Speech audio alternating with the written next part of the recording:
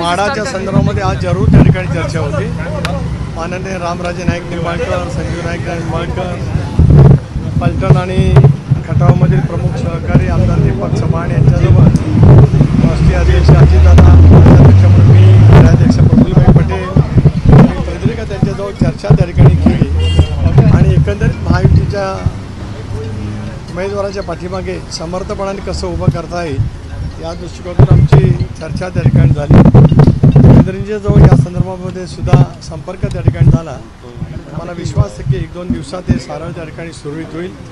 इतर जागांच्या वतीमध्ये सुद्धा आज आम्ही चर्चा करतो आहोत। वेगवेगळ्या लोकसभा मतदारसंघातला सुद्धा आम्ही आढावा घेतला।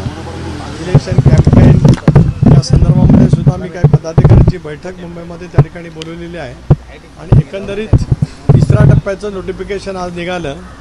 त्यामुळे त्या टप्प्यामध्ये येणाऱ्या बऱ्याचशा ज्या लोकसभा निवडणुका आम्ही लढतो आहोत त्याचा त्या ठिकाणी अंतर्भाव आहे। या सगळ्याचं नियोजन करण्यासाठी त्या ठिकाणी ती बैठक होती। यावरती आज काही चर्चा झाली का? आज आमच्या अंतर्गत काही चर्चा त्या ठिकाणी जरूर झालेली आहे। यापूर्वी सुद्धा आदरणीय अमितभाई शाह यांच्या उपस्थितीमध्ये चर्चा त्या ठिकाणी झालेली होती।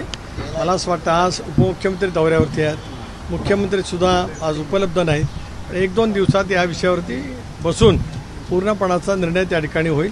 इतरही जागांच्या वरती काय उमेदवार घोषित करायचे आहेत महायुतीचे, भारतीय जनता पक्षाचे असतील किंवा शिवसेनेचे असतील, त्या पक्षाचे नेते त्या संदर्भाचा निर्णय घेतील।